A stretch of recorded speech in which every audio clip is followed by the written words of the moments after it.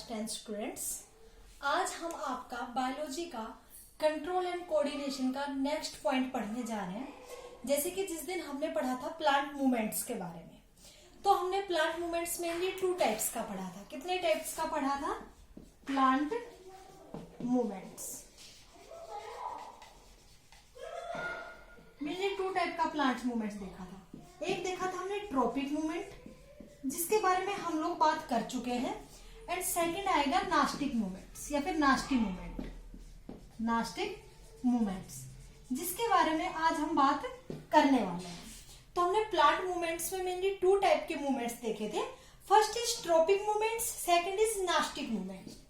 First is tropic movements and second is nastic movements. Tropic movements अपना cover हो चुका है। आज हम लोग बात करेंगे नास्टिक मूवमेंट्स की। किसकी बात करेंगे हम लोग? नास्टिक मूवमेंट्स की। कि what is nastic movements, nastic movements क्या होते हैं, ये कैसे कैसे परफॉर्म होते हैं, किस बेसिस पे होते हैं। अब जैसे कि हमने बात की थी ट्रॉपिक मूवमेंट्स में, तो ट्रॉपिक मूवमेंट्स क्या था कि जो प्लांट की ग्रोथ के अकॉर्डिंग जो प्लांट मूव कर रहा है या फिर प्लांट में जो भी मूवमेंट हो रहा है वो कैसे हो रहा था? According to the stimulus. Stimulus क्या था? जो भी हम लोग स्टिमुलस प्रोवाइड करा रहे हैं और उसके अकॉर्डिंग कोई भी प्लांट क्या कर रहा है? रिस्पॉन्स कर रहा है।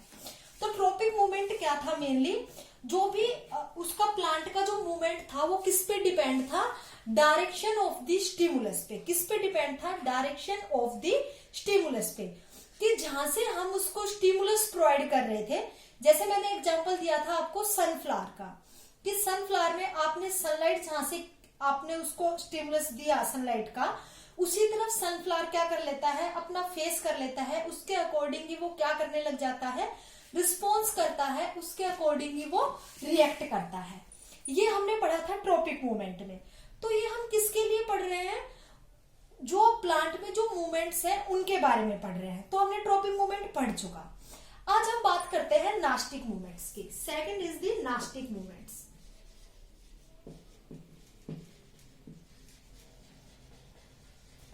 Nastic movements. तो नास्टिक मूवमेंट्स क्या होते हैं? जैसे कि ट्रॉपिक मूवमेंट्स में जो स्टिमुलस की डायरेक्शन थी वो डिपेंड थी किस पे? डायरेक्शन ऑफ द मूवमेंट पे। ये जस्ट उसके अपोजिट है। अपोजिट मतलब इसमें जो डायरेक्शन होगी स्टिमुलस की, जहां से प्लांट को स्टिमुलस मिलेगा, जैसे कोई भी सनलाइट, टेम्परेचर, ग्रेविटी, केमिकल, उसके बेसिस पे जो मैंने आपको ट्रॉपिक मूवमेंट्स के जो टाइप्स बताए थे, जियोट्रोपिज्म, फोटोट्रोपिज्म, हाइड्रोट्रोपिज्म, वाटर के बेसिस पे, ऐसे ही नास्टिक मूवमेंट्स में क्या होगा? जो स्टिमुलस है, अब वो स्टिमुलस वाटर भी हो सकता है, केमिकल भी हो सकता है, कोई सनलाइट भी हो सकती है, या फिर अदर टाइप के जो भी स्टिमुलस हम प्रोवाइड करते हैं, टेम्परेचर, वो सब भी हो सकता है। थिग्मोट्रोपिज्म जैसे टच भी एक, या फिर कोई फिजिकल अगर हमने सपोर्ट दे दिया, वो भी क्या है? एक स्टिमुलस है।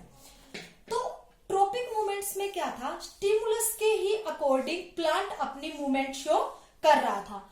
But in the case of nastic movements, nastic movements में just opposite to the tropic movements. इसमें क्या होगा? जो स्टिमुलस की जो डायरेक्शन है, direction of the stimulus is independent. वहां पे क्या थी? डिपेंड थी डायरेक्शन ऑफ द मूवमेंट पे। यहाँ पे जो स्टिमुलस की डायरेक्शन रहेगी वो क्या रहेगी? इंडिपेंडेंट रहेगी प्लांट की मूवमेंट पे। तो हम यहाँ पे लिख सकते हैं direction of the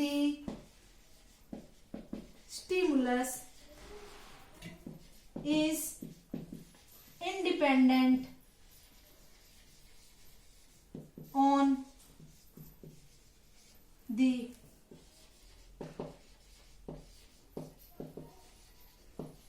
direction of plant movement.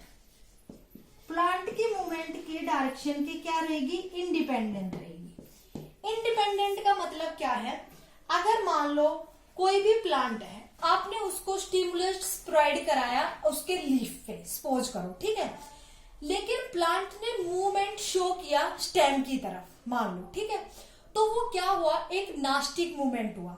कि आपने जहां पे उसको स्टिमुलस प्रोवाइड कराया था, जहां पे आप में प्लांट में जहां पे आपने उसको स्टिमुलस मतलब प्रोवाइड किया था, दिया था, वहां पे प्लांट की मूवमेंट ना होके प्लांट अपोजिट साइड या फिर स्टिमुलस से दूर, अवे फ्रॉम द स्टिमुलस क्या कर रहा है, अपनी मूवमेंट शो कर रहा है, तो उस कंडीशन को, उन मूवमेंट्स को हम क्या बोलेंगे, नास्टिक मूवमेंट्स।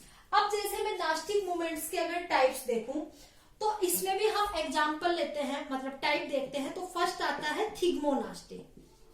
थिग्मोनास्टी, अब थिग्मोनास्टी मैंने आपको बताया था टच के बारे में। थिग्मो का मीनिंग मैंने क्या बताया था, टच। नास्टी मतलब नास्टिक मूवमेंट्स। अब थिग्मोनास्टी को हम एक और नाम देते हैं, दैट इज सेस्मोनास्टी। सेसेमोनास्टी, ये दोनों नाम किसके हैं, थिग्मोनास्टी के। सेसेमोनास्टी और second is thigmonasty and second is seismonasty. अब इसमें क्या होता है, इसका मैं एक एग्जांपल देती हूं। इसका एग्जांपल है touch me note. Touch me note एक प्लांट होता है, ठीक है, जिसका अगर हम साइंटिफिक नेम देखें दैट इज मिमोसा पुडिका। ठीक है, मिमोसा पुडिका। अब ये नेमिंग होती है, ठीक है। टच मी नोट प्लांट है एक, जिसका साइंटिफिक या बोटेनिकल नेम क्या है, मिमोसा पुडिका, जिसको हम हिंदी में छुई मुई का पेड़ बोलते हैं, ठीक है। इस प्लांट की खासियत क्या होती है, इसमें आप नास्टिक मूवमेंट देखते हो। मेनली कौन सा मूवमेंट देखते हो, नास्टिक मूवमेंट देखते हो। या फिर हम इसको टच में बोल रहे हैं, टच से रिलेटेड है, तो हमने इसको क्या टर्म दे दी, थिग्मोनास्टी, या फिर जिसको हम सेस्मोनास्टी भी बोलते हैं। इस प्लांट में क्या होता है, आप जहां से भी इस प्लांट में स्टिमुलस प्रोवाइड करोगे, मतलब हम टच की बात कर रहे हैं तो हम थिग्मोनास्टी की बात करते हैं। जहां पे आप उस प्लांट को टच करोगे, उस जहां पे भी आप उसको स्टिमुलस प्रोवाइड करोगे बाय द टच के थ्रू, या तो उसके दूर, मतलब जहां पे आपने स्टिमुलस प्रोवाइड किया है वहां से दूर, या फिर उसके अपोजिट वो क्या शो करेगा, अपनी मूवमेंट शो करेगा। मतलब जहां पे आपने उस प्लांट को टच किया है, जहां पे आपने उसको स्टिमुलस प्रोवाइड किया है, वहां पे वो अपनी मूवमेंट शो ना करके अदर डायरेक्शन में अपनी मूवमेंट शो करेगा। तो वो क्या है, इंडिपेंडेंट है, किस पे, स्टिमुलस पे। स्टिमुलस की डायरेक्शन क्या है, कहां पे प्लांट को स्टिमुलस पड़ रहा, मतलब मिल रहा है, उससे उसको कोई भी फर्क नहीं पड़ता। वो क्या है, इंडिपेंडेंट है। प्लांट की जो मूवमेंट है वो इंडिपेंडेंट है स्टिमुलस पे। तो स्टिमुलस कहां पे प्रोवाइड हो रहा है प्लांट को, कहां पे नहीं हो रहा, इट डजेंट मैटर, ये मैटर नहीं करता। मैटर क्या करता है कि प्लांट की मूवमेंट कहां हो रही है। तो समझ में आ गया नास्टिक मूवमेंट्स क्या होता है। उसमें फर्स्ट आपने क्या पढ़ा, थिग्मोनास्टी। अब ऐसे ही जैसे ट्रोपिक मूवमेंट में अलग अलग जैसे टाइप्स थे, ऐसे ही इसमें भी अलग अलग टाइप है। वो किस किस के रिस्पॉन्स में है मैं आपको वो बता देती हूँ। आगे फर्दर डेफिनेशन जो मैंने आपको ट्रोपिक मूवमेंट में बताई थी वैसे ही है। इसमें कोई भी पॉजिटिव और नेगेटिव का रोल नहीं रहेगा। जैसे उसमें था ना कि जो फोटोट्रोपिज्म में जैसे जो लाइट की टुवार्ड्स जा रहा है वो पॉजिटिव फोटोट्रोपिज्म, जो अवे फ्रॉम द लाइट जा रहा था वो नेगेटिव फोटोट्रोपिज्म। ऐसे ही इसमें नेगेटिव पॉजिटिव का कोई रोल नहीं है, सिर्फ मूवमेंट्स के बेसिस पे, मतलब उसके जो जिस बेसिस पे वो अपनी मूवमेंट शो कर रहा है उसके कुछ नेमिंग्स है। अब हम उसकी बात कर लेते हैं। तो सेकंड इज निक्टेनेस्टी।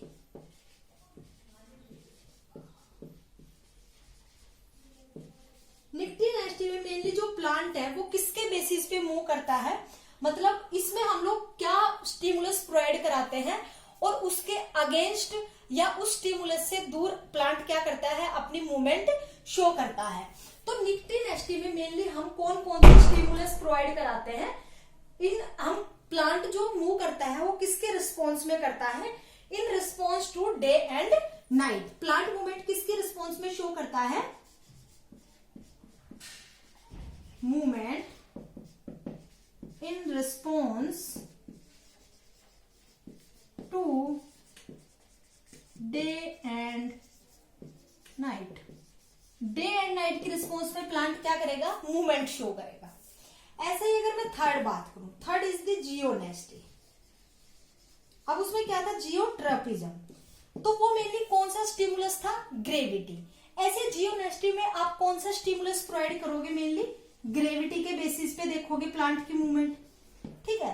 ऐसे ऐसे ही अगर आप बात करो फोटोनेस्टी, किसकी बात करो आप? फोटोनेस्टी। फोटोनेस्टी में आप किसकी बात करोगे? मेनली लाइट स्टिमुलस के तौर पे लाइट को प्रोवाइड कराओगे, उसके रिस्पॉन्स में आप प्लांट की मूवमेंट देखोगे। उसके बाद अगर आप बात करो, उसके बाद आप बात करोगे हाइड्रोनेस्टी।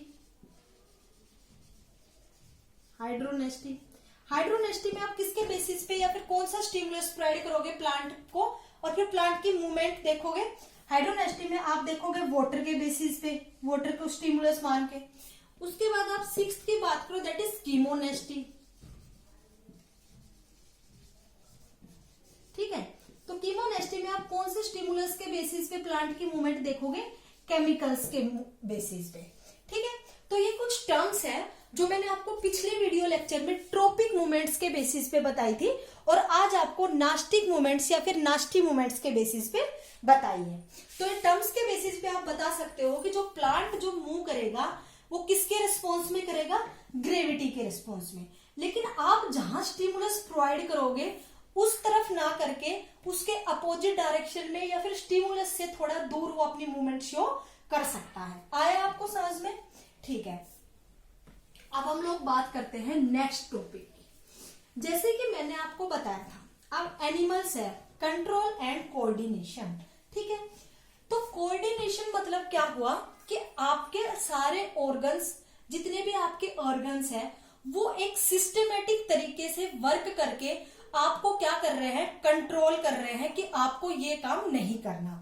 जैसे मैंने आपको एग्जांपल दिया था कि आपने किसी भी स्टिमुलस को टच किया, मान लो आपने हीट को टच किया, आपने किसी गर्म बर्तन को टच किया, या फिर कोई और अगर आप एग्जांपल लो, तो आप तुरंत अपना हाथ पीछे कर लेते हो। वो आपने क्या किया? कंट्रोल किया। और वो कंट्रोल किसकी वजह से हुआ? कोऑर्डिनेशन ऑफ द ऑर्गन्स की वजह से। अपने ऑर्गन्स ने एक सिस्टमेटिक तरीके से क्या किया? कोऑर्डिनेट किया, और उसके अकॉर्डिंग अपने ब्रेन तक, अपने नर्वस सिस्टम तक सिग्नल प्रोवाइड किया कि अब हमें उस चीज पे क्या करना है? कंट्रोल करना है, हमें अब अपना हाथ दोबारा आगे नहीं लेके जाना। ठीक है, तो उसके लिए मेनली ह्यूमंस में या फिर एनिमल्स में टू टाइप के सिस्टम्स हमने पढ़े थे। First is nervous system, second is hormonal system, या फिर जिसको हम एंडोक्राइन सिस्टम भी बोलते हैं। ठीक है, अब हम बात करते हैं इन प्लांट्स, क्योंकि हम control and coordination in plants की बात कर रहे हैं। हम मेनली जो कंट्रोल एंड कोऑर्डिनेशन है वो किसमें पढ़ रहे हैं? प्लांट्स में। किसमें पढ़ रहे हैं? प्लांट्स में। ठीक है, तो हम प्लांट्स की बात कर रहे हैं। अब हम प्लांट्स में बात करें तो प्लांट्स में किसी भी टाइप का नर्वस सिस्टम या किसी भी टाइप का एंडोक्राइन सिस्टम या मस्कुलर सिस्टम प्रेजेंट नहीं होता, लेकिन फिर भी प्लांट्स स्टिमुलस के अकॉर्डिंग क्या शो करते हैं? मूवमेंट शो करते हैं। क्या शो करते हैं? मूवमेंट शो करते हैं। वो किसकी वजह से होता है? Due to plant hormones. किसकी वजह से होता है? प्लांट हॉर्मोन्स की वजह से। प्लांट्स में जो कंट्रोल एंड कोऑर्डिनेशन है वो किसकी वजह से होता है? प्लांट हॉर्मोन्स, या फिर जिसको हम टर्म देते हैं दैट इज फाइटोहॉर्मोन्स, या फिर हम जिसको बोल सकते हैं plant growth regulators. Plant growth regulators, क्योंकि प्लांट की ग्रोथ मतलब वो किस डायरेक्शन में मूव करके अपनी ग्रोथ शो कर रहा है, उसको क्या कर रहा है? रेगुलेट कर रहा है।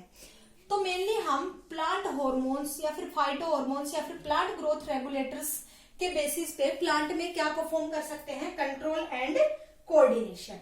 अब हम बात करते हैं प्लांट हॉर्मोन्स के बारे में कि कौन कौन से हॉर्मोन्स हैं, वो कैसे कैसे प्लांट को इफेक्ट करते हैं, और कितने टाइप के प्लांट हॉर्मोन्स पाए जाते हैं। ठीक है, तो हम बात करते हैं प्लांट हॉर्मोन्स की, या फिर हम लिख सकते हैं फाइटो हॉर्मोन्स की। फाइटो हॉर्मोन्स, जिसको हम प्लांट हॉर्मोन्स भी लिख सकते हैं, प्लांट हॉर्मोन्स। अब हम बात करते हैं प्लांट हॉर्मोन्स की। ठीक है, तो फाइटो हॉर्मोन्स मेनली क्या होते हैं? These are the organic compounds. कौन से कंपाउंड्स होते हैं ये? मेनली ऑर्गेनिक कंपाउंड्स या organic substances other than nutrients. अब जो न्यूट्रिएंट्स हैं, जैसे प्लांट को न्यूट्रिएंट वगैरह के लिए आपने 9th क्लास में चैप्टर पढ़ा होगा, आपका first chapter improvement in natural resources, आपने उसमें पढ़ा होगा प्लांट्स के न्यूट्रिएंट्स के बारे में, मैक्रोन्यूट्रिएंट्स, माइक्रोन्यूट्रिएंट्स, माइक्रोन्यूट्रिएंट्स, उसमें कौन कौन से जैसे न्यूट्रिएंट्स वगैरह होते हैं, जैसे पोटेशियम, नाइट्रोजन, फॉस्फोरस, उसके अलावा अमोनियम, मैग्नीशियम, जिंक, वो सारे क्या है, न्यूट्रिएंट्स हैं। तो उनके अलावा प्लांट में और भी टाइप के ऑर्गेनिक सब्सटेंसेस, ऑर्गेनिक कंपाउंड्स पाए जाते हैं, जिन्हें हम क्या बोलते हैं, प्लांट हॉर्मोन्स या फिर फाइटो हॉर्मोन्स। तो हम लिख सकते हैं these are the organic compounds या organic substances other than nutrients. ये क्या है, दीज आर ऑर्गेनिक सब्सटेंसेस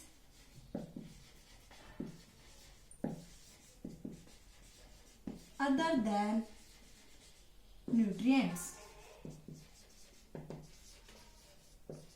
ठीक है, अब बात करते हैं हम आगे फर्दर इसके बारे में, फाइटो हॉर्मोन्स के बारे में। तो अगर हम फाइटो हॉर्मोन्स के आगे बात करें तो ये मेनली कितने कंसंट्रेशन में पाए जाते हैं और मेनली ये प्लांट में क्या करते हैं। तो मेनली ये किस कंसंट्रेशन में प्लांट को अवेलेबल होते हैं, प्लांट में प्रोड्यूस होते हैं, in low concentration, low concentration which found in low concentration in plants that regulate, क्या क्या रेगुलेट करते हैं, that regulate plant growth, plant की ग्रोथ को रेगुलेट करते हैं, एंड प्लांट डिफरेंशिएशन,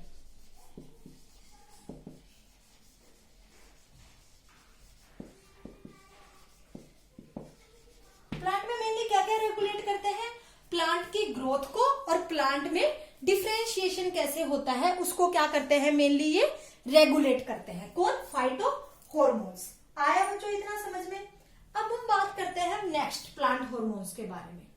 तो अगर हम नेक्स्ट बात करें प्लांट हॉर्मोन्स या फिर फाइटो हॉर्मोन्स के बारे में, तो ये नेचुरली भी अक्कर हो सकते हैं और ये सिंथेटिकली भी हो सकते हैं। तो ये नेचुरल भी हो सकते हैं और सिंथेटिक भी हो सकते हैं।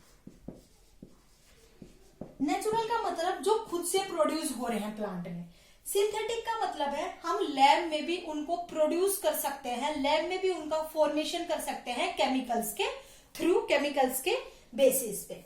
आया इतना समझ में। अब हम लोग बात करते हैं नेक्स्ट पॉइंट की। अब क्या होता है, जो प्लांट हार्मोन है वो प्लांट के कुछ पार्ट्स में क्या होता है, प्रोड्यूस होता है, उसका फॉर्मेशन होता है। अब हम आगे जो हार्मोन्स के नेम्स पढ़ेंगे उनके बेसिस पे मैं बताऊंगी कि कौन कौन सा हार्मोन मेनली प्लांट के किस पार्ट में सिंथेसाइज होता है, बनता है, उसके बाद वो प्लांट में ट्रांसलोकेट होता है। ट्रांसलोकेट मतलब मूव करता है, वो किसके थ्रू कर सकता है, या तो जाइलम के थ्रू या फिर फ्लोएम के थ्रू, या तो वाटर के साथ या फिर फूड के साथ वो अपने आप को क्या कर सकता है, अपनी मूवमेंट शो कर सकता है। उसके बारे में अब हम पढ़ेंगे। अब जैसे ह्यूमन बींग्स में जो हॉर्मोन्स हैं वो मेनली कुछ ग्लैंड्स होती है जिनसे सीक्रेट होते हैं। कौन सी ग्लैंड्स होती है, endocrine glands.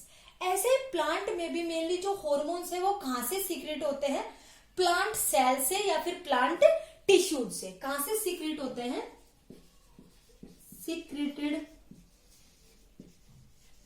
By plant cells या फिर टिश्यूज से ये क्या होते हैं, सीक्रेट होते हैं। आया बच्चों आपको इतना समझ में। अब हम एक एक करके प्लांट हॉर्मोन्स के बारे में पढ़ेंगे कि कौन कौन से प्लांट हॉर्मोन्स होते हैं, उनके क्या क्या रोल होते हैं, वो प्लांट को कैसे बेनिफिशियल होते हैं प्लांट के लिए या फिर कैसे हार्मफुल होते हैं। उससे पहले हम बात करते हैं प्लांट ग्रोथ की। किसकी बात करते हैं हम, प्लांट ग्रोथ की। अगर मैं प्लांट की ग्रोथ की बात करूं, किसकी बात करूं, प्लांट ग्रोथ की। तो प्लांट ग्रोथ में आप मेनली 3 स्टेजेस देखते हो। कितने स्टेजेस देखते हो, 3 स्टेजेस। उसके बेसिस पे क्या करता है, प्लांट ग्रो करता है। अब वो 3 स्टेजेस क्या क्या है। First is cell division. First is cell division. Cell division का मतलब क्या होता है, कोई भी सेल है उसने डिवाइड करना स्टार्ट किया। सेल डिवीजन मेनली आप आगे फर्दर क्लासेस में पढ़ोगे, 2 टाइप्स का होता है। First is mitosis, second is meiosis. ठीक है, तो सेल डिवीजन होता है किसमें? प्लांट्स में। अब सेल डिवीजन का मतलब क्या है? जो सेल है, structural and functional unit of life, जो सेल है वो क्या करना स्टार्ट करेगी? डिवाइड करना स्टार्ट करेगी। मतलब 1 से 2 बनेगी, 2 से फिर 4, 4 से फिर 8, 8 से फिर 16, 16 से फिर 32, ऐसे फर्दर क्या होता जाएगा? सेल का डिवीजन होता जाएगा। ठीक है, तो ऐसे सेल क्या करती जाएगी? डिवाइड करती जाएगी, तो जिसकी वजह से एक लार्ज नंबर ऑफ सेल क्या हो जाएंगी? प्रोड्यूस हो जाएंगी सेल डिवीजन की वजह से। आ गया फर्स्ट पॉइंट समझ में। अब क्या किया? प्लांट की ग्रोथ के लिए प्लांट ने सबसे पहले क्या कर लिया? सेल्स ने डिवाइड कर लिया। सेकंड नंबर पे आएगा सेल इनलार्जमेंट। सेल इनलार्जमेंट या फिर आप बोल सकते हो सेल इलोंगेशन।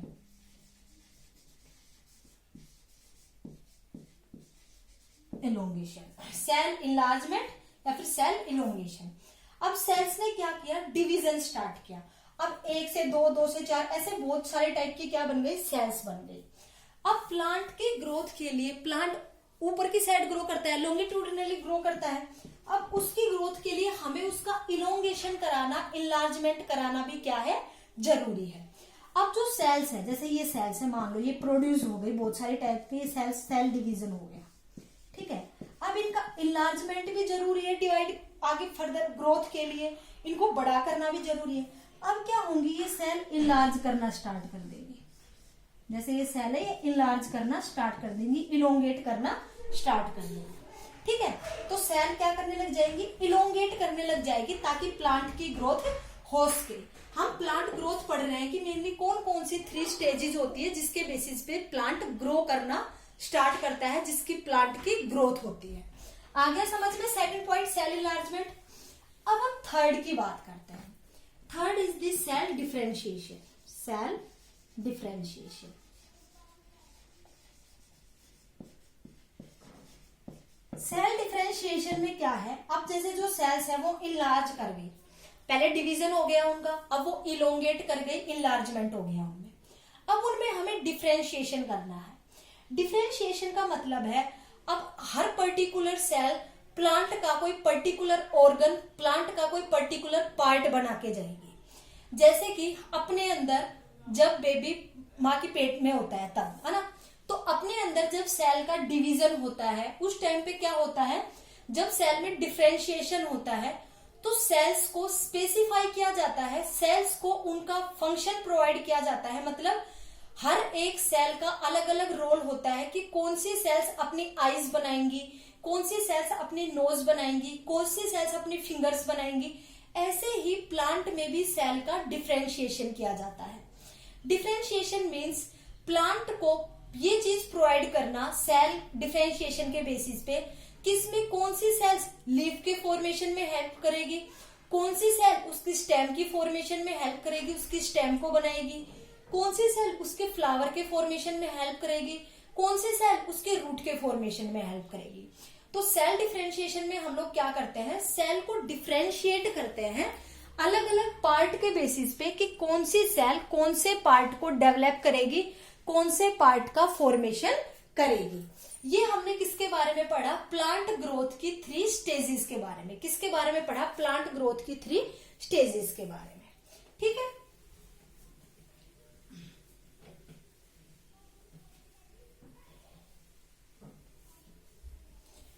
तो बच्चों अब हम लोग पढ़ने जा रहे हैं फाइटो हॉर्मोन्स के बारे में। किसके बारे में?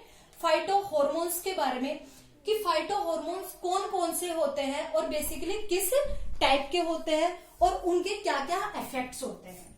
अब हम बात करते हैं फाइटो हॉर्मोन्स की। किसकी बात करते हैं? फाइटो हॉर्मोन्स की।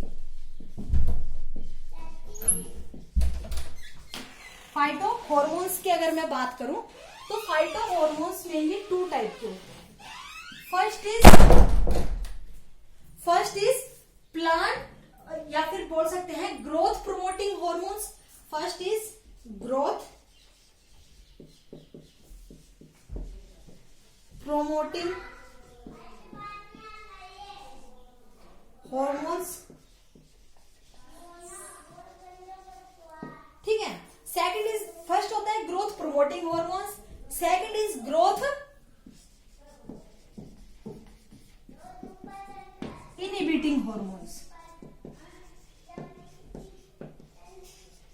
Inhibiting hormones. तो फाइटो हॉर्मोन्स मेनली कितने टाइप्स के होते हैं? 2 टाइप्स के होते हैं, ठीक है। उसमें हम 2 टाइप की कैटेगरीज के बेसिस पे क्या होते हैं, डिवाइड होते हैं। First is growth promoting hormone, second is growth inhibiting hormones. Growth promoting hormones का मतलब है जो प्लांट की ग्रोथ को प्रमोट करके जाए, जो प्लांट की ग्रोथ को बढ़ा के जाए, वो किस में आएंगे? प्लांट ग्रोथ प्रोमोटिंग हॉर्मोन्स में। और जो प्लांट की ग्रोथ को इनहिबिट करे, उसको रोक दे, उसको स्टॉप कर दे, वो किस कैटेगरी में आएंगे? ग्रोथ इनहिबिटिंग हॉर्मोन्स में। हम सबसे पहले बात करते हैं ग्रोथ प्रमोटिंग हॉर्मोन्स में। तो ग्रोथ प्रमोटिंग हॉर्मोन्स में मेनली 3 टाइप के हॉर्मोन्स आते हैं। First is auxins, first is auxins, second is gibberellins,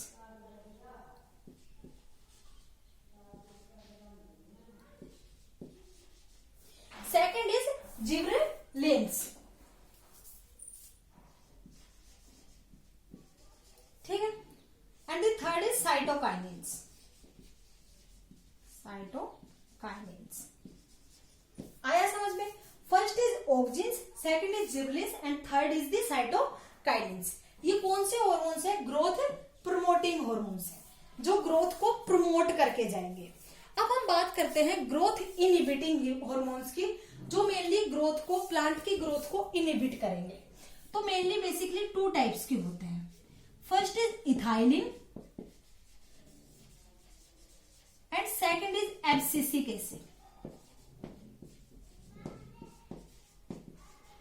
जिसको हम ABA से भी डिनोट कर सकते हैं, ठीक है। तो फाइटो हॉर्मोन्स की मेनली 2 कैटेगरीज होती है, growth promoting hormones and second growth inhibitory hormones.